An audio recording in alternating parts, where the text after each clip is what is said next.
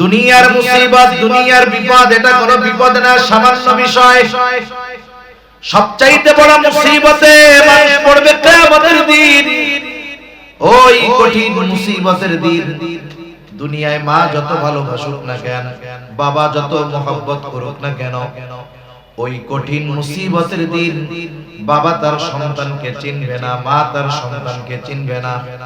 আল্লাহ তাআলা বলেন, ইয়াউমা ইয়াফিরুল মারউ মিন আখিহি ওয়া উম্মিহি ওয়া আবিহি ওয়া সাহিবাতিহি ওয়া বানিহি লিকুল্লি ইমরিইন মিনহুম ইয়াউমাইযিন শা'নুন ইউগনি। আল্লাহ তাআলা বলেন, কিয়ামতের দিন ভাই ভাইয়ের থেকে পলায়ন করবে। ওয়া উম্মিহি ওয়া আবিহি, পিতা মাতার থেকে পলায়ন করবে। ওয়া সাহিবাতিহি ওয়া বানিহি, স্ত্রী সন্তানদের থেকে পলায়ন করবে।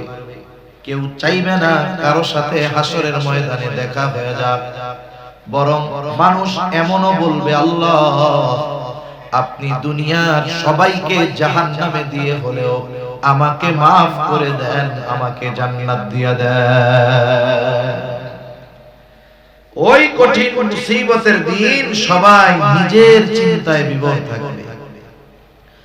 অথচ এই কঠিন মুসিবতের দিন আমার আপনার নবীজিও চিন্তিত থাকবে, তবে নিজের জন্য নয়। নবীজি তার উম্মতের চিন্তায় বিভোর থাকবে। নবীজি উম্মতের চিন্তায় বিভোর থাকবে। একবার দৌড়ে চলে যাবে হাউজে কাউসারের কাছে। না জানি নবীর কোন উম্মত হাউজে কাউসারের পানি পান থেকে মাহরুম হয়ে যায়। আর একবার দৌড়ে চলে যাবে মিজানের কাছে। না জানি কোন উম্মত ওজনের পাল্লায় ধরা পড়ে যায়। আর একবার দৌড়ে চলে যাবেন নবী জাহান্নামের কাছে। না জানি তার কোন উম্মতকে জাহান্নামে দিয়ে দেওয়া হয়। আর একবার দৌড়ে সুপারিশের প্রয়োজন নবীজি চলে যাবেন আল্লাহর কুদরতি কদমে সিজদায় লুটায় পড়বেন। এক কথায় নবীজি চিন্তিত পেরেশান। শুধু তাই না, সব নবী জান্নাত অভিমুখে রওনা হয়ে যাবে। নবীজি হাসরের ময়দানে থাকবেন। জান্নাতের দরজা খোলা হবে না, জান্নাতের দরজা বন্ধ থাকবে। জিজ্ঞাসা করা হবে, কি ব্যাপার জান্নাতের দরজা খোলো না কেন? ফেরেশতারা জবাব দিবে, যিনি আসলে খোলা হবে তিনি আসেন নাই। কে তিনি? তিনি হলেন মুহাম্মাদুর রাসূলুল্লাহ সাল্লাল্লাহু আলাইহি ওয়াসাল্লাম। কোথায় তিনি? হাসরের ময়দানে অবস্থান করতেছে। যতক্ষণ না নবী তার প্রত্যেকটা উম্মত যার মধ্যে যারা পরিমাণ ঈমান হলেও আছে তার ব্যাপারে যতক্ষণ আল্লাহ তাআলার পক্ষ থেকে জান্নাতের নিশ্চয়তা, ক্ষমার নিশ্চয়তা না পাবে, ততক্ষণ আমার আপনার নবী নিজে জান্নাতে প্রবেশ করবে না। যেই দিন মা চিনবে না, বাবা চিনবে না, ভাই চিনবে না, যেই সন্তানের জন্য রক্ত পানি করে উপার্জন করে বাবা, সেই সন্তান চিনবে না। ওই কঠিন দিন আমার আপনার নবী কিন্তু বলবে না। তাহলে বুঝে থাকলে জবাব দিবেন।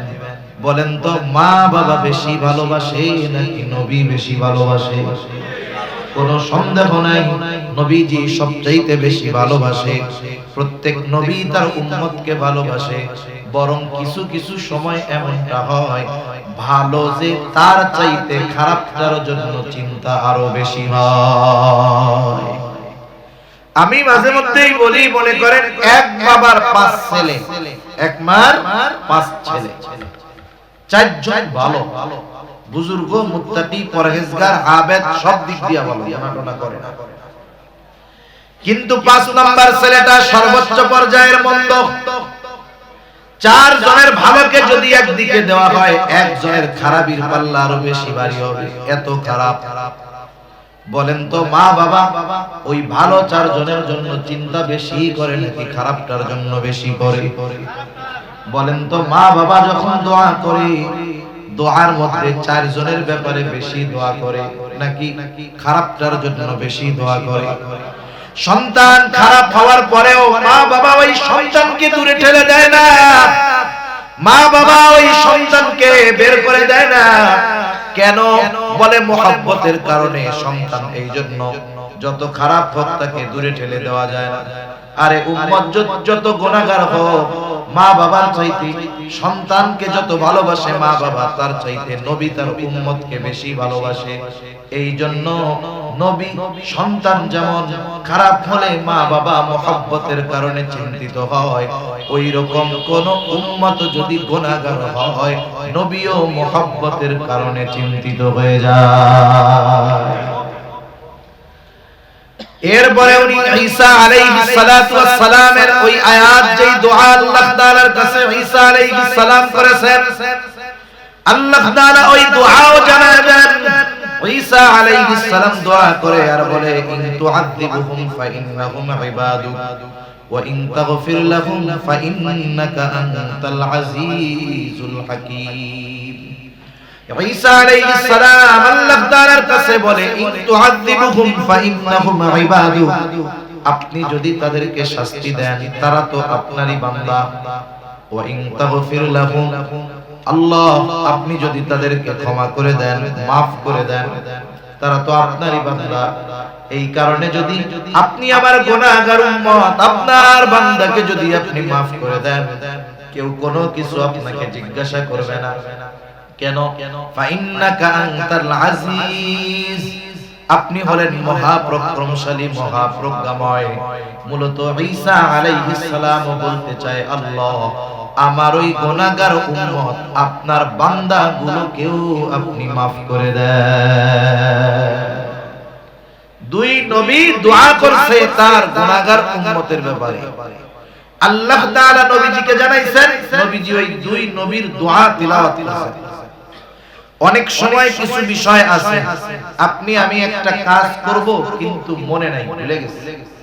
কথার কথা বাসার থেকে বলছে যে ছেলেটাকে ফোন দিতে হবে, মেয়েটারে ফোন দিতে হবে, বাজারে গিয়ে মোবাইলে টাকা রিচার্জ করে দিয়ে, জরুরি বিষয়।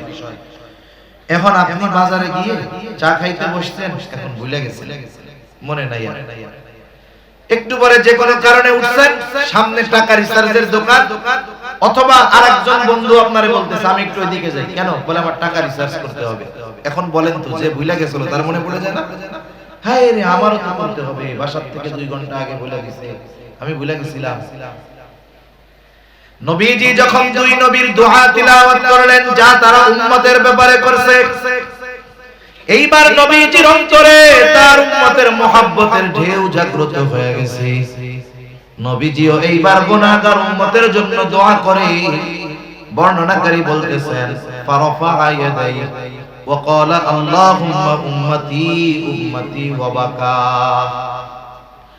নবীজি হাত দুটো উঁচু করলেন, হাত দুটো উঁচু করে বলতেছে, আল্লাহ আমার উম্মত, আমার উম্মত। সাথে সাথে ওজর ধারায় চোখ দিয়ে অশ্রু পড়তেছে, নবীজি কান্না করতেছে আর বলে আমার উম্মত, আমার উম্মত। আর কিছুই নবীজি বলেন না, যদিও বাক্য বলতেছে এতটুকু আমার উম্মত, কিন্তু মূলত নবীজি কি বলতে চায়, দুনিয়ার কেউ জানুক আর না জানুক, বুঝুক আর না বুঝুক, যিনি জানেন, যিনি বোঝেন তিনি কে? আল্লাহ তাআলা সব জানেন, বুঝেন। এরপরেও আল্লাহ তাআলা তার হাবিবের জবান দিয়ে শুনতে চায় কান্নার কারণ। মনে করেন বৃহস্পতিবার বিকাল বেলা মাদ্রাসার ছোট ছোট ছাত্ররা 4 বছর 5 6 7 বছর বয়স, নতুন নতুন মাদ্রাসায় ভর্তি করে দিয়ে গেছে মা বাবা। এতকাল মা বাবা হাতে তুইলা, কোলে তুইলা, গালে তুইলা খাওয়াইছে। এখন বৃহস্পতিবার বিকাল বেলায় মাদ্রাসা ছুটি হয়, ও তো জানে।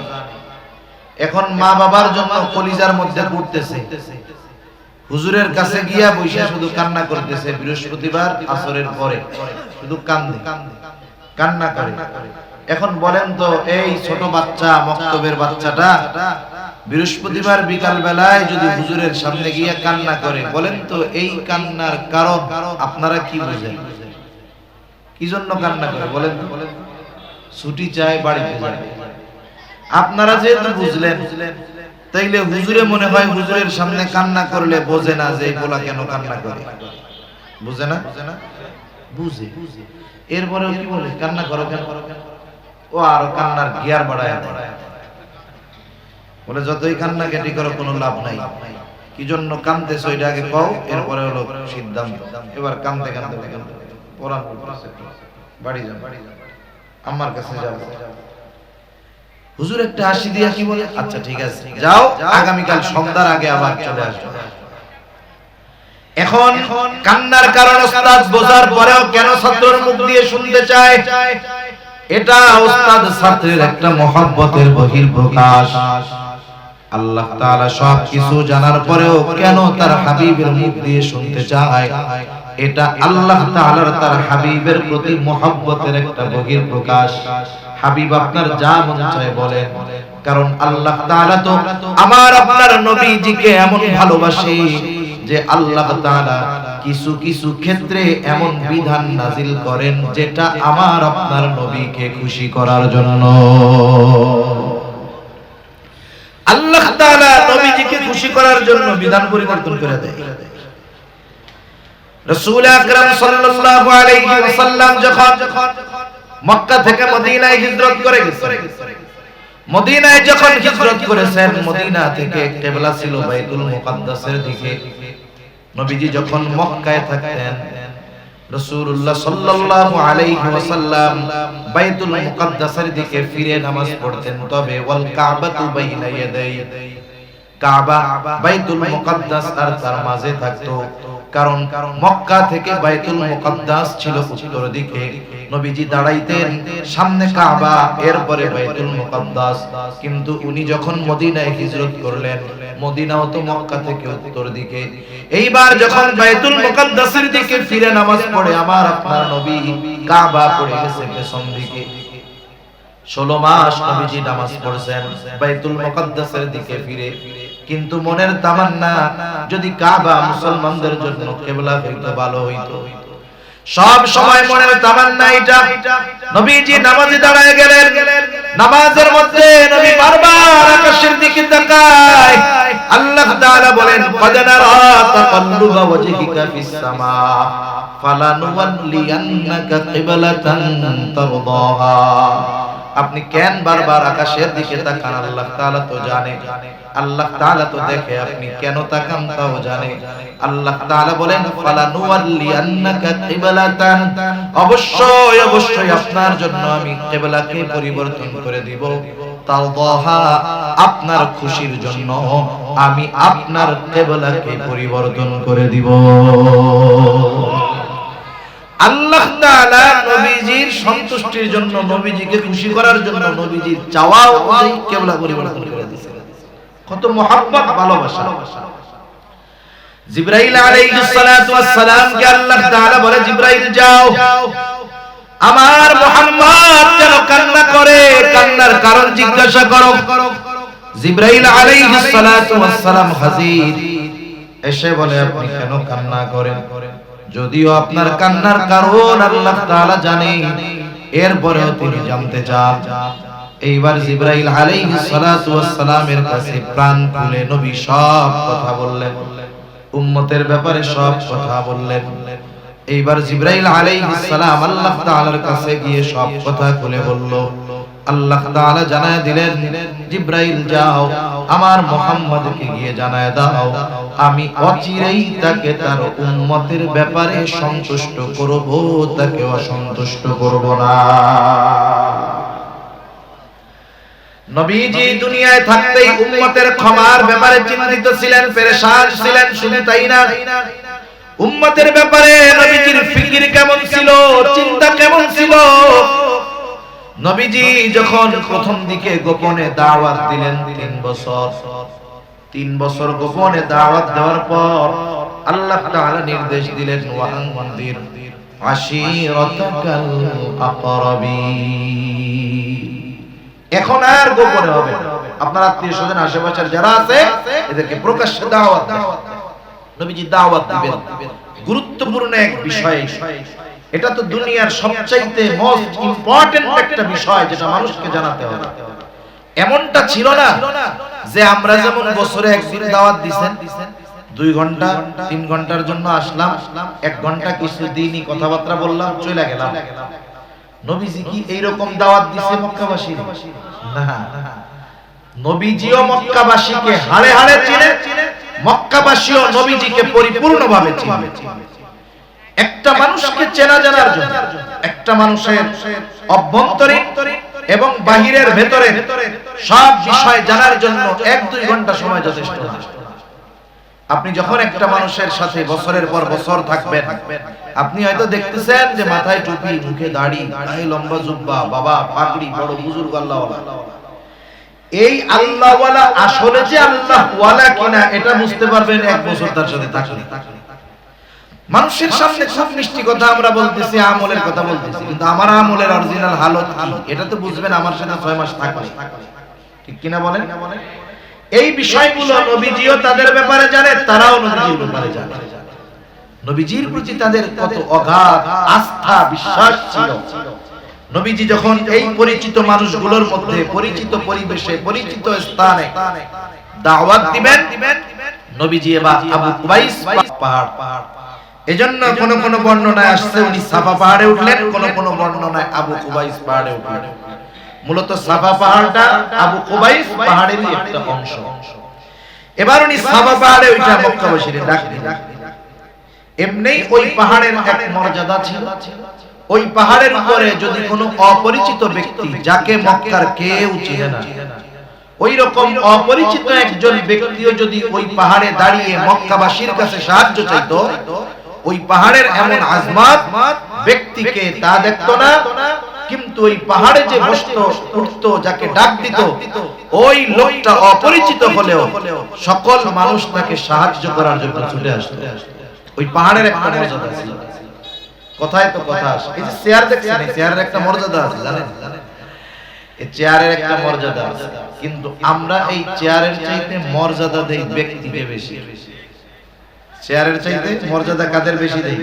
ব্যক্তিকে বেশি দেই। ব্যক্তি যদি ভাইরাল হয়, ব্যক্তি যদি সেলিব্রিটি হয়, আবার যদি ব্যক্তি এমন হয় যে এত না দিলে আসে না, এরকম যদি হয়, কমপক্ষে ওয়াজ না শুনলেও ওনারেও দেখতে মন চায় যে এমন হুজুর 1 ঘন্টায় 1 লাখ টাকা লাগে, একটু চেহারাটা হলেও দেখে আসি। কিন্তু যদি আহলুল্লাহ বুজুর্গানে দিন বয়ান করে, তখন ওইটারে গোনে না।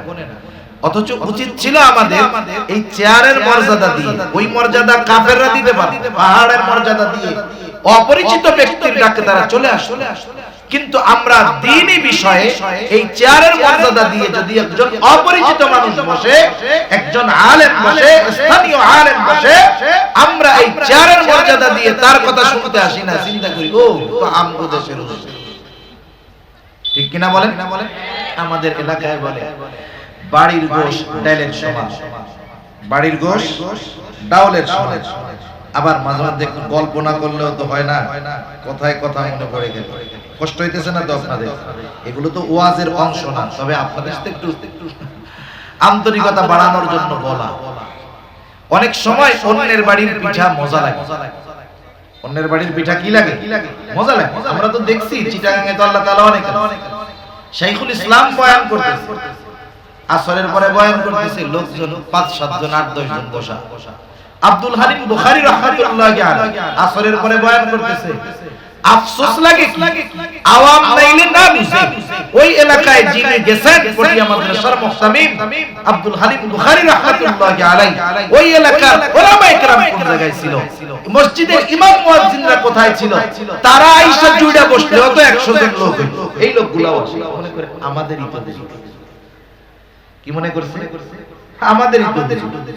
অথচ প্রত্যন্ত অঞ্চলে অনেক দূরে দূরে একটা দিনের জন্য ওনাদের পিছনে বছরের পর বছর ঘুরে পাওয়া যায়। তা যাই হোক, অনেক সময় অন্যের বাড়ির পিঠা মজা লাগে, এটা ঠিক না। নিজের ঘরের স্ত্রী যদি রান্না করে খারাপ হইলেও মজা কইতে হয়। খারাপ হইলেও কি বলতে হয়? মজা বলতে হয়, খুব মজা হইছে। মজা না হইলেও ফায়দা হইলেও। মনে করেন একজন স্বামী বাসায় গেছে, এবার স্ত্রী মজার একটা খাবার এনে দিয়েছে, পিঠা এনে দিয়েছে, সে নিজেই রান্না করছে কিন্তু গোপন রাখছে। এখন স্বামীরে খেতে দিছে, খাওয়া দাওয়ার পর বলতেছে, দিছে এটা কি? বলে এটা পিঠা। কে দিছে? এই তো পাশের বাসা থেকে একজন দিছে। খাওয়া দাওয়া শেষ, জিজ্ঞাসা করে কেমন হয়েছে? খুব মজা তো, ভাবির হাতের রান্না খুব মজা, পিঠাটা খুব স্বাদ হয়েছে। কে বলে সত্য কথা বলি? বলে হ্যাঁ বলো। বলে এই পিঠাটা তো আমি আপনার জন্য রান্না করছি। এই জন্যই তো বাসি বাসি গন্ধ।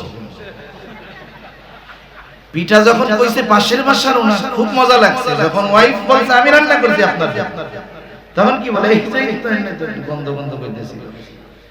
তা উচিত কি, স্ত্রী রান্না করছে তরকারিতে লবণ কম, যত মশলা মশলা দিক না কেন, যদি লবণ না দেয় ওই তরকারির স্বাদ হবে? হবে না। আপনি খাইছেন, খাইলেন, এখন দেখলেন যে লবণ কম হয় নাই, আপনি লবণ নিলেন, খাইলেন, জিজ্ঞাসা করতে পারে বা আপনি বলতে পারেন খুব মজা হয়েছে তরকারিটা, আলহামদুলিল্লাহ। মহিলাদের অভ্যাস হইল, স্বামী যদি প্রশংসা করে অধিকাংশ ক্ষেত্রে বিশ্বাস করে। যখন আপনি বলবেন খুব মজা হয়েছে, আপনার কথা বিশ্বাস জীবনেও করবে না। সে নিজে আগে টেস্ট করে আবার দেখবে আসলে মজা হয়েছে। এইবার যদি দেখে যে মুখে নেওয়ার পরে লবণ হয় নাই, তাহলে তো স্বাদই হয় নাই, সে লজ্জিত হবে, সাথে সাথে আনন্দিত হবে যে স্বাদ না লাগার পরেও আমার স্বামী আমার সাথে একটু গরম কথা বলে নাই।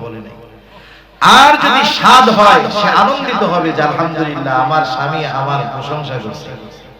এই জন্য কাছের মানুষ, ঘরের মানুষ যারা, এদের কদর মূল্যায়ন করার দরকার। সে যেই হোক আর যাই হোক, ওলামায়ে কেরাম হলে তো আরো বেশি করার দরকার, ঠিক কিনা বলি? ওই যে কথা থেকে গেলাম, আমরা চেয়ারের কদর করার যোগ্যতা অর্জন করব, আল্লাহ বুঝবার তৌফিক দান করুন। এই চেয়ারগুলো দামি চেয়ার, এগুলো নবীদের ওয়ারিসের চেয়ার। যেমন প্রত্যেকটা হাদিস যারা পড়ে, হাদিসের সনদের ধারাবাহিকতা আছে, চেয়ারগুলোরও এরকম ধারাবাহিকতা আছে। তাই আবু কুবাইস পাহাড়ের এক মর্যাদা উপরে উঠে যদি কোনো ব্যক্তি কোনো কথা বলতো, অপরিচিত হলেও পাহাড়ের মর্যাদা দিয়ে তারা ওই ব্যক্তির কথা শুনতো। ওই পাহাড়ে উঠছে মুহাম্মাদুর রাসূলুল্লাহ সাল্লাল্লাহু আলাইহি ওয়াসাল্লাম। আজকে আর কেউ করে নাই, একবারে সবাই চলে আসে। মুহাম্মদ কি বলবে আমাদের? নবীজি জিজ্ঞাসা করতেছে, আমি যদি তোমাদেরকে বলি এই পাহাড়ের পেছন দিকে পাদদেশে একদল অশ্বারোহী সৈন্য আক্রমণ করার জন্য পথ পেতে আছে, তোমরা কি আমার কথা বিশ্বাস করবা নাকি? উপস্থিত সব মানুষ সমস্বরে বলল, কেন নয়, অবশ্যই তোমার কথা আমরা বিশ্বাস করি। কেন করি? এই কারণটাও মক্কাবাসী বলেছে, হাদিসের মধ্যে আসছে, বিশ্বাস করি কারণ মুহাম্মদ ইতিপূর্বে তোমাকে কখনো আমরা মিথ্যাবাদী পাই না। নবীজির সত্যবাদিতার সাক্ষী মক্কার কাফেররা দিয়েছে। ওই নবীজি যখন চিরন্তন সত্য কথাগুলো তাদের সামনে তুলে ধরছে, কাফেররা এবার নবীজির এই কথাকে প্রত্যাখ্যান করছে। একটা জিনিস, দূরের একজন যদি আমার কোনো কথা অস্বীকার করে, সাময়িক কষ্ট লাগতে পারে, কিন্তু আমার ঘরের, আমার চেনা জানা যাদের সাথে যুগের পর যুগ অতিবাহিত হয়েছে, এই ধরনের মানুষ যদি আমার কোন সত্য কথা অস্বীকার করে, বলেন কষ্ট লাগবে কি লাগবে না? অবশ্যই লাগবে। নবীজির কষ্ট পেয়েছেন, আহারে এই মানুষগুলোর সাথে আমার শৈশব, কৈশোর, যৌবন অতিবাহিত হয়েছে, অথচ এরা আমার এই সত্য কথাটাকে বিশ্বাস করতেছে না। নবীজি চিন্তিত হয়ে গেলেন, কষ্টে চিন্তায় খানা দানা বন্ধ হয়ে গেল। নবীজি পেরেশান, খানা দানা বন্ধ, অসুস্থ হয়ে গেছেন। অসুস্থতার মাত্রা এতটা বেশি ছিল, আল্লাহ রাব্বুল আলামিন আয়াত নাযিল করে বলেন, লাআল্লাকা বাখিউন নাফসাকা আল্লা ইয়াকুনু মুমিনিন। আল্লাহ রাব্বুল আলামিন বলেন, হাবিব, এরা ঈমান না আনার কারণে আপনি নিজেকে নিজে নিঃশেষ করে দিচ্ছেন, মৃত্যু মুখে ঠেলে দিচ্ছেন। তাহলে উম্মত ঈমান না আনার কারণে নবী কত চিন্তিত হতেন, কত পেরেশানি হতেন, আল্লাহ তাআলার এই কালাম দ্বারা এটা বোঝা যায়।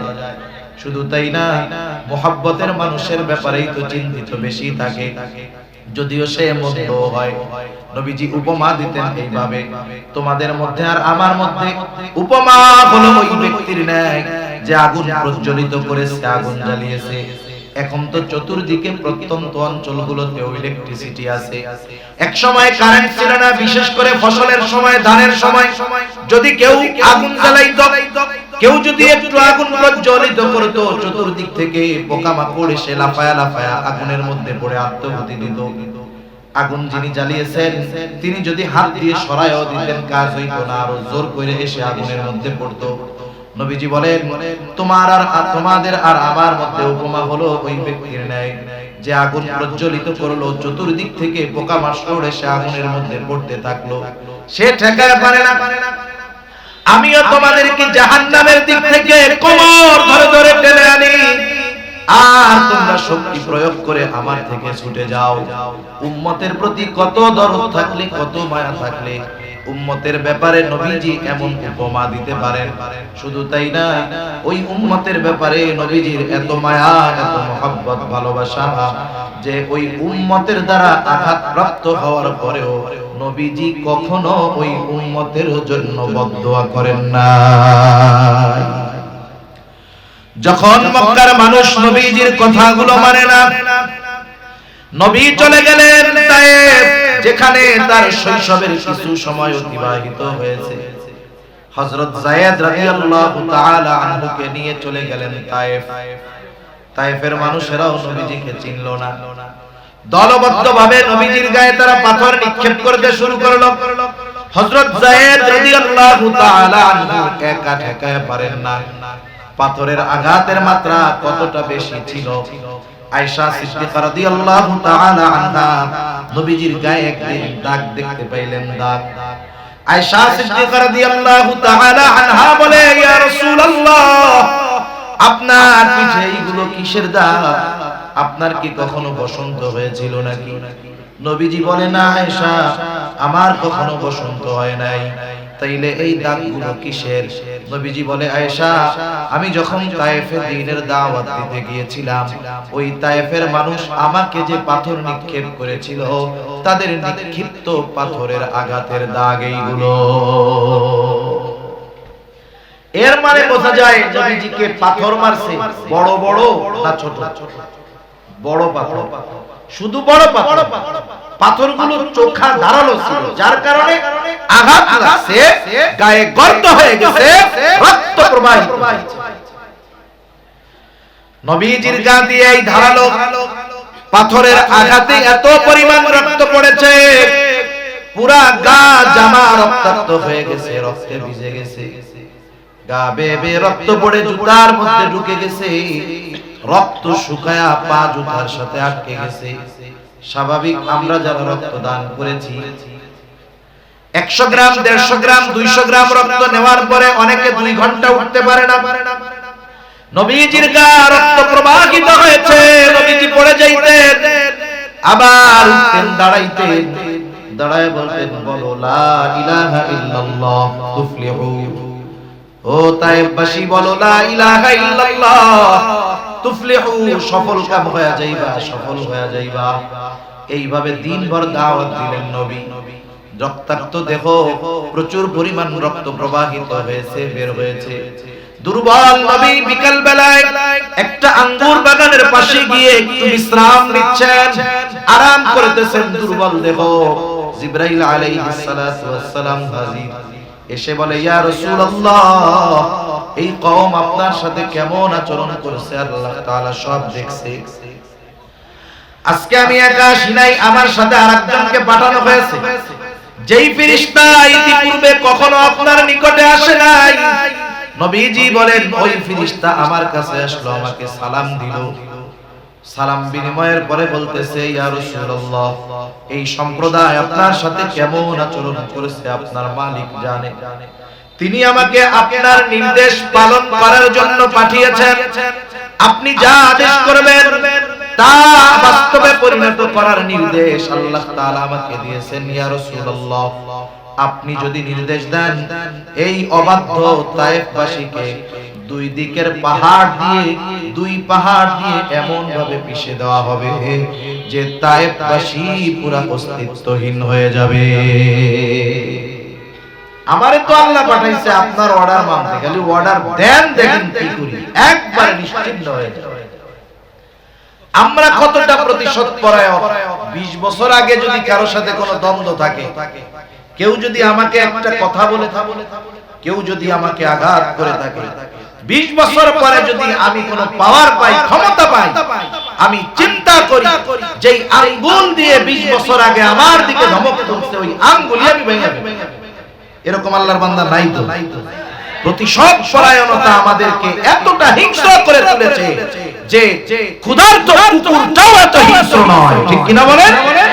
প্রতিশোধ পরায়ণতা, প্রতিশোধ পরায়ণতা ক্ষুধার্ত হিংস্র কুকুরের চাইতেও হিংস্র বানায় ফেলছে কিছু মানুষ। নবীজি কেমন ক্ষমা পরায়ণ ছিলেন নবী। ফেরেশতা যখন বলতেছে বলেন দুই দিকের পাহাড় দিয়ে এদেরকে পিষে দেই, নবীজি আরাম করতেছিলেন, এবার একটু উঠে বসলেন আমার আপনার নবী। এমনটা বলেন নাই হালকা একটু দিয়া সাইজ করে দেন যাতে ভয় সঞ্চয় হয় অন্তরের মধ্যে, বরং নবীজি তখন বলতেছেন বাল আরজু আইয়াখরুজাল্লাহু মিন আসলাবিহি মান ইয়াবুদুল্লাহা ওয়াহদাহু ওয়া লা ইউশরিকু বিহি শাইআ। কেমন যেন নবীজি বলতেছেন, আপনি তো বলতেছেন অর্ডার দেন দুই পাহাড় দিয়ে এদেরকে পিষে নিশ্চিহ্ন করে দেই, কিন্তু আমি তো এই মানুষগুলোর ব্যাপারে আল্লাহ তাআলার কাছে এই ব্যাপারে আশাবাদী যে আল্লাহ তাআলা এদের মধ্য থেকে এমন এক প্রজন্ম বের করবে, এমন এক কওম বের করবে, এমন এক সম্প্রদায় বের করবে যারা এক আল্লাহর ইবাদত করবে, তার সাথে কারো শরীক করবে না। আপনি বলতেছেন, আপনি নির্দেশ দেন এদের নিশ্চিহ্ন করে দেই, আর রাহমাতুল লিল আলামিন বলতেছে আরে এরা ঈমান না আনছে তাতে কি হইছে? আমি তো আল্লাহ তাআলার কাছে আশা করি এদের মধ্য থেকেই আল্লাহ তাআলা এমন মানুষ বের করবে যারা এক আল্লাহর ইবাদত করবে। সুবহানাল্লাহ। অবাধ্য এই উম্মতের প্রতিও নবীজির কত ভালোবাসা, নবীজির উম্মতের প্রতি দরদ মায়া কত, লম্বা সময় আরো হাদিস বলা যাবে। তবে কিছু কিছু বিষয় আছে যত বয়ান করা হোক, যত মানুষ সাক্ষ্য দিক, অনেক বিষয় আছে আমরা জানি না শুনি না, কিন্তু একজনের কথায় বিশ্বাস করে নেই, হয় কি হয় না? আপনারা তো চট্টগ্রামের মানুষ, অনেক আগের থেকে আপনারা বিভিন্ন দেশে ব্যবসা করেন, কারণ চট্টগ্রাম এটা হলো ব্যবসার রাজধানী। বিদেশে গেলে দেখা যায় চিটাগাং আর কই হায় রে মক্কা শরীফ আশেপাশে জিজ্ঞাসা করলে কই কই সাতকানিয়া। মানে চট্টগ্রামের যত ব্যবসায়ী আছে ওর চট্টগ্রামের ব্যবসায়ী আরবে বেশি, আর মিনিমাম মনে হয় 50 থেকে 60% হবে সব সাতকানিয়া। দোকানে কাজ করে বাঙালি, বাড়ি কই সাতকানিয়া। কি অবস্থা, আল্লাহ তাআলা বরকত দিক আরো, বলি আমিন। আবার চিটাগাঙে প্রবাদও আছে সাতকানিয়ার লোক ছাড়া ব্যবসা আপ হয় না। টেরি বাজার যান, ওই জায়গায় যান, সব দোকানে সাতকানিয়ার লোক, সব দোকানে সাতকানিয়ার লোক। আল্লাহ তাআলা ব্যবসার এক যোগ্যতা এই সাতকানিয়ার মানুষকে দিয়েছে। আপনারা তো খুশি হন না? খুশি না? তাই খুশি হইলে কি কইবেন? আলহামদুলিল্লাহ কোন আলহামদুলিল্লাহ।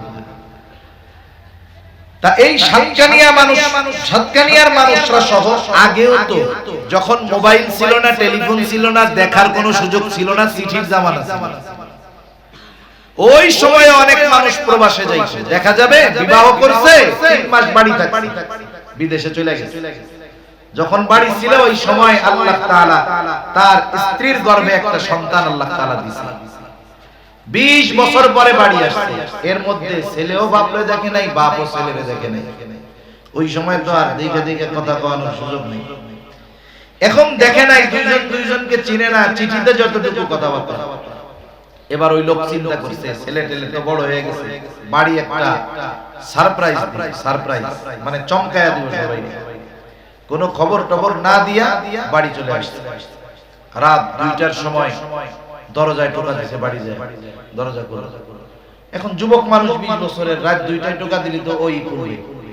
এখন যেই দরজা খুলছে দেখো অপরিচিত একজন মানুষ। কে আপনি? তুমি আমাকে চিনবা না, তোমার মা আমারে চিনবে। ওই পোলা তো পারলে লাঠি নিয়ে ওই বেটারে পিটাইতে যাবে। এই চেঁচামেচি শুরু হবে। এইবার দৌড় দিয়া মহিলা এসে বলবে, আরে বাবা তুমি ওরে চিনো নাই ওনাকে? এই তো তোমার আব্বা। এখন বলেন তো, একটু আগে যে গরম টরম হয়েছিল, যখন এই মা ঈশা বলবে এই যেই তোমার আব্বা, ও বলবে নাকি আমি বিশ্বাস করি না? এই বলবে? মার এক কথায় যারে 20 বছর দেখে নাই, মুহূর্তের ভিতরে বললেন, ও আব্বা ভুল হয়ে গেছে, মাফ করে দেন, আমি তো আপনারে দেখিনি, বেয়াদবি না। তাহলে দেখেন অনেক বিষয় আছে, একজন সাক্ষীর সাক্ষ্যর কারণে গোটা বড় বড় বিষয়কে আমরা বিশ্বাস করি না। নবীজি যে আমাদের ভালোবাসেন কোনো সন্দেহ আছে? এই যে ভালোবাসে এ ব্যাপারে স্বয়ং সাক্ষী দিচ্ছেন কে বলেন তো? আরো জোরে বলেন না কে? তাহলে আল্লাহ তাআলা যেই বিষয়ের সাক্ষী দিচ্ছে, তাহলে এই ভালোবাসার পরিমাপ বা পরিমাণ কত, এটা পরিমাপ করার কোনো ক্ষমতা আমাদের মধ্যে নেই। নবীজি তার উম্মতকে কত ভালোবাসে স্বয়ং সাক্ষী দিচ্ছেন আল্লাহ।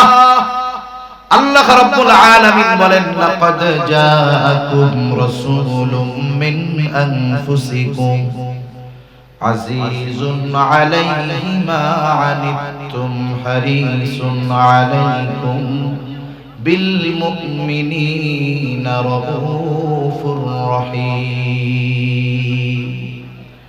আল্লাহ রাব্বুল আলামিন বলেন, লাকাদ জাআকুম রাসূলুম মিন আনফুসিকুম, তোমাদের মধ্য থেকে তোমাদের জন্য এমন একজন রাসূলের আগমন ঘটেছে যিনি হলেন আজিজুন আলাইহি মা আনিতুম। সোজা কথায় শব্দে কেমনে বোঝাই, তিনি হলেন সমব্যথী। তার মানে যে বিষয়টা তোমাদের জন্য কষ্টের সেটা ওই রাসূলকেও কষ্ট দেয়। সুবহানাল্লাহ। এখন প্রশ্ন হতে পারে, আমি যেইটাই কষ্ট পাই নবী সেইটাই কষ্ট পায় কেমনে? একটা উদাহরণ দিলে বুঝতে সহজ হবে। মনে করেন এক লোকের 3 বছরের একটা ছেলে, 3 বছরের সন্তান। সন্তানের বয়স যখন একেবারে ছোট থাকে, 1-1.5-2 মাস বয়স, তখন এক ধরনের মায়া, যখন বাপ বাপ বইলা ডাকে তখন আরেক মায়া, আব্বু আব্বু ডাকে পিছে পিছে দৌড় দিয়া যখন আসে তখন কিন্তু আরেক মায়া, আরেক মহব্বত। এই 3 বছরের ছোট্ট বাচ্চাটা হঠাৎ করে অসুস্থ হয়ে গেছে, জ্বরাক্রান্ত হয়ে গেছে। গভীর রাত, প্রচন্ড জ্বর, কেমন যেন তাপে তার কপালটা ফেটে যাচ্ছে। বাচ্চাটা কষ্টে যন্ত্রণায় কান্না করতেছে। বলেন তো ওই মুহূর্তে ওই বাচ্চার সামনে তার মা বাবা, আমার তো দিল বলে ওই বাচ্চা অসুস্থতায় যত কষ্ট পায়, ওই অসুস্থ সন্তানের কষ্ট দেখে মা বাবা তার চাইতে আরো বেশি কষ্ট পায়। অনেক মা বাবা হয়তো আল্লাহ তাআলার কাছে মনে মনে বলে, আল্লাহ আমরা নাইলে পাপ করেছি, গুনাহ করেছি, কিন্তু এই মাসুম বাচ্চাটা তো কোনো পাপ করে নাই। আয় আল্লাহ, আপনি প্রয়োজনে তার অসুস্থতাটা আমাকে দিয়ে আপনি এই মাসুম বাচ্চাটারে সুস্থ করে দেন। দেখেন তো সন্তানের কষ্ট অনুভব করে মা বাবা কেন? কারণ সন্তানের প্রতি মা বাবার ভালোবাসা থাকার কারণে। উম্মতের কষ্ট নবীজি কেন অনুভব করেন? নবীজির অন্তরে উম্মতের মুহাব্বত ভালোবাসা থাকার কারণে। এই জন্য আল্লাহ তাআলা বলেন, এমন এক হাবিব, এমন এক রাসূল তোমাদের মধ্য থেকে তোমাদের জন্য আসছে, তোমাদেরকে যেটা কষ্ট দেয় সেটা তার জন্য কষ্টের কারণ হয়ে যায়। এই জন্য সাহাবায়ে কেরাম যখন নবীজির কাছে কোনো কষ্টের কথা বলতেন, নবীজির এক্সপ্রেশন, অবস্থাটা এমন হইতো ওই সাহাবীর পূর্ণ কষ্টটা কেমন যেন নবী নিজেও অনুভব করতেছে। এজন্যই তো সাহাবায়ে কেরাম নবীজির জন্য ফেদা ছিল, জীবন দিয়ে দিতে তারা সব সময় তৈরি। একথাই আল্লাহ তাআলা বলেন, তিনি হলেন তোমাদের জন্য সমব্যথী। যেই বিষয় তোমাদের জন্য কষ্টের সেটা তার জন্য কষ্টের। এরপরে আল্লাহ তাআলা বলেন, তিনি হলেন হারিস, হারিসুন আলাইকুম, তোমাদের জন্য সর্বোচ্চ কল্যাণকামী। নবীজি উম্মতের জন্য সর্বোচ্চ কল্যাণকামী নবী। নবী একদিন সাহাবায়ে কেরামকে নিয়ে পথ চলতেছেন। উম্মতের ব্যাপারে নবী চাইতেন উম্মত দ্বীনের পথে চলে আসুক। নবীজি একদিন পথ চলেন, নবী বলতেছে হঠাৎ করে আমার ভাইদেরকে দেখতে মন চায়। সাহাবায়ে কেরাম জিজ্ঞাসা করে, ইয়া রাসূলুল্লাহ, আমরা কি আপনার ভাই নই? নবীজি বলেন, শোনো, তোমরা আমার সাথী, তোমরা আমার সাহাবী, তাহলে আপনার ভাই কারা? নবীজি বলেন, আমার পরে আমাকে না দেখে যারা আমার উপরে ঈমান আনবে তারা হলো আমার ভাই। নবীজি কল্যাণকামী চাইতেন যে সবাই আমার পরে আমার প্রতি আল্লাহর প্রতি ঈমান আনো। শুধু তাই না, যেই বিষয়গুলো উম্মতের জন্য অতি কল্যাণের, ওই বিষয়টাকে যথাযথ স্থান এবং যথাযথ সময়ের জন্য সংরক্ষণ করতেন। নবীজি বলেন, প্রত্যেকটা নবীকে এক একটা স্পেশাল দোয়া করার সুযোগ দেওয়া হয়েছে, যেই দোয়াটা আল্লাহ তাআলা তার উম্মতের ব্যাপারে কবুল করার প্রতিশ্রুতি দিয়েছেন নগদে। নবীজি বলেন, সব নবী তাদের সেই দোয়াটা দুনিয়ায় করে ফেলছে, আমি ওই দোয়াটাকে সংরক্ষণ করে রাখছি। কিয়ামতের দিন ওই দোয়াটাকে আমি আমার উম্মতের সুপারিশ হিসাবে করব, যেটা মিস হবেই না, কারণ এই দোয়া কবুলের নিশ্চয়তা আল্লাহ তাআলা দিয়ে রাখছেন। এজন্য নবীজি হলেন উম্মতের জন্য সর্বোচ্চ কল্যাণকামী। এরপরে আল্লাহ তাআলা স্পেশাল ভাবে মুমিনদের জন্য নবী কেমন, আল্লাহ তাআলা বলেন, বিল মুমিনিনা রাউফুর রহিম। মুমিনদের জন্য নবী হলেন রাউফ, নবী হলেন রহিম। আপনারা জেনে থাকবেন আল্লাহ তাআলার কিছু গুণবাচক নাম আছে, এই নামগুলোর মধ্যে অন্যতম দুইটা নাম হলো রাউফুর রহিম। আল্লাহ রাউফুর রহিম, আল্লাহ তাআলা রাউফুর রহিম।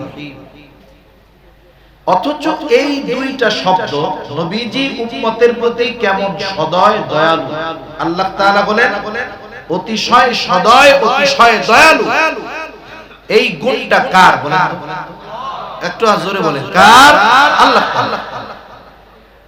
নবীজি মুমিনদের প্রতি কেমন সদয় আর মুমিনদের জন্য কেমন রহম দিন, এই কথা আমাদের বোঝানোর জন্য আল্লাহ তাআলা এমন দুইটা শব্দ নবীজির শানে ব্যবহার করতেন যা দুনিয়ার কোন মাখলুকের সাথে সম্পৃক্ত করা বৈধ নয়। নিজের সাথে সাথে কেউ যদি বলে অমুক পীর সাহেব রাউফুর রহিম, শিরক হবে। কি হবে বলেন? শিরক হবে। অথচ নবীজি তার উম্মতের প্রতি কেমন সদয়, কেমন রহমদিন, এটা বোঝানোর জন্য আল্লাহ তাআলা নিজে তার নবীকে বলতেছেন। কি বলতেছেন? বিল মুমিনিনা রাউফুর রহিম। এই নবী হলেন মুমিনদের জন্য অতি সদয়, পরম দয়ালু। তাহলে উম্মতের প্রতি নবীজি কেমন সদয়, কেমন রহমদিল, আল্লাহ তাআলার এই কথার দ্বারা স্পষ্টভাবে বোঝা যায়। এখন স্বাভাবিক যৌক্তিকতা, স্বাভাবিক জ্ঞান কি বলে, স্বাভাবিক সেন্স কি বলে, যেই ব্যক্তি আমাকে আমার জন্য সর্বোচ্চ ত্যাগ স্বীকার করবে, আমাকে সর্বোচ্চ ভালোবাসবে, আমিও তার জন্য জীবন দিয়ে তাকে ভালোবাসবো, এটা বলে হলো স্বাভাবিক নলেজ, এটাই বলে। এখন বলেন তো, যেহেতু নবী আমাদের সর্বোচ্চ ভালোবাসে, তার ভালোবাসার পরিধি উম্মতের ব্যাপারে এত বেশি, ওই ভালোবাসার ব্যাপারে স্বয়ং সাক্ষ্য দিয়েছেন আল্লাহ। যেই নবী এত আমাদের ভালোবাসে, বলেন তো সেই নবীর প্রতি আমাদের সর্বোচ্চ ভালোবাসা থাকার দরকার আছে না? না, সর্বোচ্চ পরিমাণ ভালোবাসা নবীজির প্রতি আমাদের থাকতে হবে। নবীর প্রতি উম্মতের ভালোবাসা, উম্মতের প্রতি নবীর ভালোবাসা, আর নবীর প্রতি উম্মতের ভালোবাসা, এটা হলো ঈমান সম্পৃক্ত বিষয়। আমরা যে নবীকে ভালোবাসবো এটা সম্পর্কের কারণে না, স্বার্থের কারণে না, এই ভালোবাসা ঈমানের সাথে জড়িত, ঈমানের সাথে। সেজন্য এই ভালোবাসাটা হতে হবে সর্বোচ্চ। এই জন্য নবীর প্রতি যার ভালোবাসা যত বাড়ে, তার ঈমানের পাওয়ার তত বাড়ে। নবীর প্রতি ভালোবাসা যার যত কমে, ঈমানের পাওয়ার তার তত কমে। দুনিয়ার ভালোবাসা, স্বার্থের ভালোবাসা, সম্পর্কের ভালোবাসা, এটা কারণে আপ ডাউন হয়, কিন্তু নবীর ভালোবাসা কখনো ডাউন হওয়ার সুযোগ নেই, শুধু আপ হইতে হবে, বাড়তে হবে। বাবার সাথে সন্তানের ভালোবাসা, সম্পর্কের ভালোবাসা, মায়ের সাথে মেয়ের ভালোবাসা, সম্পর্কের ভালোবাসা, স্বামীর সাথে স্ত্রীর ভালোবাসা, সম্পর্কের ভালোবাসা, ছেলের সাথে মেয়ের ভালোবাসা, এটা সম্পর্কের ভালোবাসা, ছেলের সাথে মায়ের ভালোবাসা, সম্পর্কের ভালোবাসা। এই ভালোবাসা ঈমানের কারণে এক সময় শত্রুতাতেও পরিণত হতে পারে। যেই বাপরে ভালোবাসবে আল্লাহর জন্য, ওই বাপের সাথে দুশমনি হবেও আল্লাহ। কিন্তু নবীর সাথে বিরোধিতার তো কোনো সুযোগ নাই, ওখানে তো শুধু ভালোবাসা বাড়তেই হবে, ঠিক কিনা বলে? সাহাবায়ে কেরাম দেখায় বাবার, মার, সন্তানের এসবের ভালোবাসার চাইতে নবীর ভালোবাসাকে তারা কত ঊর্ধ্বে রাখছে সাহাবায়ে কেরাম দেখায়। বদরের যুদ্ধের দিন আবু উবাইদা ইবনুল জাররাহ রাদিয়াল্লাহু তাআলা আনহু যুদ্ধের ময়দানে যখন আছেন, তিনি দেখতে পাইলেন তার বাবা জাররাহ কাফেরদের পক্ষে, মুসলমানদের বিপক্ষে যুদ্ধ করার জন্য আসছে। বাবাকে দেখার পর তিনি চিন্তা করলেন বাবার থেকে দূরে দূরে সরে থাকবো। এক বর্ণনায় আসছে তিনি বাবার থেকে সরে সরে যুদ্ধ করতেছেন ঠিক, কিন্তু বাবার দিকে খেয়াল রাখতেছেন বাবা কি করে। কারণ জাররাহ নবীর প্রতি সর্বোচ্চ বিদ্বেষ পোষণ করত। জাররাহ চিন্তা করছে দুনিয়া থেকে বিদায় করে দেওয়া যায় তাহলে তো সবই শেষ। এই বদ চিন্তা করে, কুচিন্তা করে সে বারবার নবীজির দিকে আক্রমণ করার চেষ্টা করতেছে। জাররাহ আবু উবাইদা খেয়াল করলেন, প্রথমবার গিয়ে প্রতিহত করলেন, আবার দূরে সরে যুদ্ধ করতেছে, কিন্তু খেয়াল করে যে বাপ জাররাহ কি করে। আবার খেয়াল করলেন যে জাররাহ নবীর দিকে আক্রমণ করার চেষ্টা করতেছে, আবার গিয়ে প্রতিহত করলেন, সরায়া দিলেন। এইবার আবার যুদ্ধ শুরু করছে, খেয়াল করতেছে বাবা কি করে। এইবার তাকায় দেখে বাপ আবারও নবীর দিকে আক্রমণ করার চেষ্টা করতেছে। বাবার মহব্বতে জাররাহ বাবার থেকে দূরে দূরে সরে যুদ্ধ করতেছিল, কিন্তু নবীর প্রতি বাবার এই আচরণ তার পছন্দ হয় নাই। সে তো ওই রকম লক্ষ্য বাবার চাইতে নবীকে বেশি মহব্বত করে। এইবার আবু উবাইদা বিরক্ত হয়ে গেল, নবীর প্রতি এহেন আচরণ সে পছন্দ করলো না। এইবার নিজে গিয়া একটা কোপ দিয়া বাপের দেহ থেকে কল্লাটাকে আলাদা করে দিল। দুনিয়ার স্বার্থে নাকি নবীর মহব্বতে নবীর সাথে বেয়াদবি করেছে, ছাড় দেয় নাই। এই জন্য নবীর প্রতি মুহাব্বত এটা ঈমানের সাথে সম্পৃক্ত বিষয়, এটা কমার কোনো সুযোগ নাই। নবীকে মুহাব্বত করতে গিয়ে যদি বাপ দুশমন হয় পিছপা হওয়া যাবে না। নবীকে দুশমন, নবীকে ভালোবাসতে গিয়ে যদি সন্তান দুশমন হয় তাহলে সন্তানের সাথে সম্পর্ক ত্যাগ করতে হবে। সাহাবায়ে কেরাম এই ব্যাপারে দৃঢ় প্রতিজ্ঞাবদ্ধ ছিলেন। শুধু তাই না, নবীজিও জানায়া দিয়েছেন, ও আমার উম্মত, মিলাদ দিয়া সিন্নি খায়া জিলাপি খাইয়া প্রকৃত মুমিন হতে পারবা না যতক্ষণ না আমাকে প্রকৃতভাবে ভালোবাসবা। নবীজি সেই কথা বলেন, লা ইউমিনু আহাদুকুম হাত্তা আকুনা আহাব্বা ইলাইহি মিন ওয়ালিদিহি ওয়া ওয়ালাদিহি ওয়ান নাসি আজমাইন।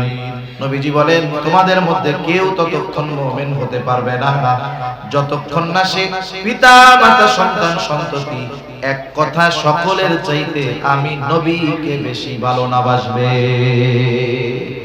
ততক্ষণ কেউ প্রকৃত মুমিন হতে পারবে না। এখন নবীকে তো ভালোবাসতে হবে, কোন পদ্ধতিতে বাসবে? আমরা তো নবীকে সামনে পাই নাই, আবু বকর সামনে পাইছে, নিজের সব সম্পদ নবীর কাছে আইনা দিয়ে দিয়েছে। আরে হযরত তালহা নবীজিকে সামনে পেয়েছে। উহুদের ময়দানে নবী যখন গর্তের মধ্যে পড়ে গেছে, কাফেরদের তীর বর্ষা নবীজির মাথার উপর দিয়ে যায়। তালহা তো নবীজিকে সামনে পাইছে, নবীর মহব্বতে নিজের বুকটাকে নবীর জন্য ঢাল বানায় দিয়েছে। সুবহানাল্লাহ। কিন্তু আমরা তো নবীর সামনে পাই নাই, কেমনে ভালোবাসবো? নবীও জানে আমার উম্মত চিন্তিত হয়ে যাবে, এই জন্য নবী তাকে ভালোবাসার পদ্ধতি নবী নিজেই বলে দিলেন। নবীজি বলেন, ও উম্মত, কেমনে ভালোবাসবা শোনো। তোমরা আমাকে যদি ভালোবাসতে চাও কেমনে ভালোবাসবা? মনে করো তুমি তোমার পদ্ধতিতে আমারে ভালোবাসবা, কাজ হবে না। নবীজি বলেন, মান আহাব্বা সুন্নতি ফাকাদ আহাব্বানি ওয়া মান আহাব্বানি কানা মাই ফিল জান্নাহ। নবীজি বলেন, যে আমার সুন্নাতকে ভালোবাসবে সে আমি নবীকে ভালোবাসবে, যে আমার সুন্নাতকে ভালোবাসলো আমি নবীকে ভালোবাসলো, আর যে আমি নবীকে ভালোবাসবে তার অবস্থান হবে আমার সাথে জান্নাতে। সুবহানাল্লাহ বলেন। নবীর সাথে যদি জান্নাতে থাকতে হয়, জান্নাতে তো আগে যাওয়ার দরকার। জান্নাতে যাওয়ার শর্ত কি? নবীজি বলেন, কুল্লু উম্মতি ইয়াদখুলুনাল জান্নাতা ইল্লা মান আবা। নবীজি বলেন, আমার সব উম্মত জান্নাতে যাবে, আবা উম্মত ছাড়া।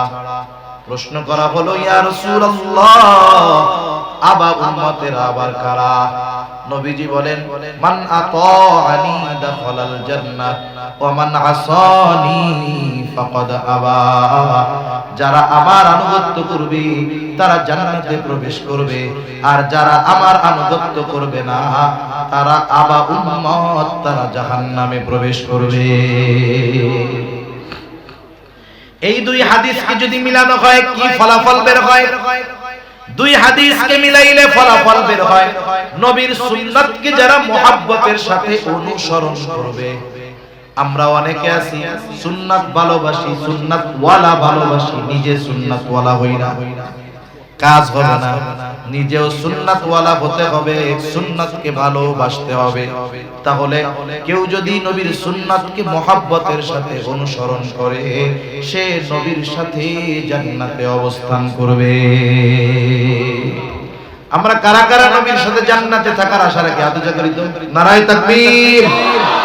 আর জোরে বলেন নারায়ে তাকবীর। মাশাআল্লাহ। আছে না? আল্লাহ কবুল করুন। ইচ্ছার প্রতিফলন ঘটানোর জন্য কর্মের দরকার। আমরা স্বপ্ন দেখি, বাস্তবায়ন করতে রাজি নেই। আমরা আশা যেটা করি সেটা কর্মে পরিণত করতে হলে ত্যাগ স্বীকার করতে হয়। অনেক সময় মানুষের কথা শুনতে হয়, গন্ডারের চামড়া বানায় ফেলতে হয়। অনেক সময় অন্যান্য কষ্ট স্বীকার করতে হয়, তাইলেই না স্বপ্ন বাস্তবায়ন করা যায়। নবীর সাথে আমরা জান্নাতে থাকতে চাই, এই আশা সবার, কিন্তু কি করলে যে নবীর সাথে জান্নাতে থাকা যায় সেটা আমরা করতে কেউ রাজি নাই। তাহলে বোঝা গেল আমাদের ইচ্ছা আর কর্ম এই দুইটার গন্তব্য এক না। আমার ইচ্ছা এক দিক, গন্তব্য আর এক দিক। এক নৌকায় যদি উঠতে পারতাম যে কোনো এক জায়গায় গিয়ে ঠেকতাম, কিন্তু দুই নৌকায় যদি দুই ঠ্যাং বেঁধে দেওয়া হয়, দুই পা বেঁধে দেওয়া হয়, গন্তব্য তো বহুদূর, নিজেরই তো 12টা বেজে যাবে। সেই জন্য আমাদের ইচ্ছার সাথে কর্মের প্রতিফলন ঘটাতে হবে। এতে বহুত কথা মানুষ বলতে পারে, শোনা লাগতে পারে, স্বাভাবিক বিষয়। নবীর সাথে জান্নাতে থাকতে পারা এটা সৌভাগ্যের ব্যাপার। কত বড় সৌভাগ্যের ব্যাপার! আনাস রাদিয়াল্লাহু তাআলা আনহু থেকে বর্ণিত হাদিস।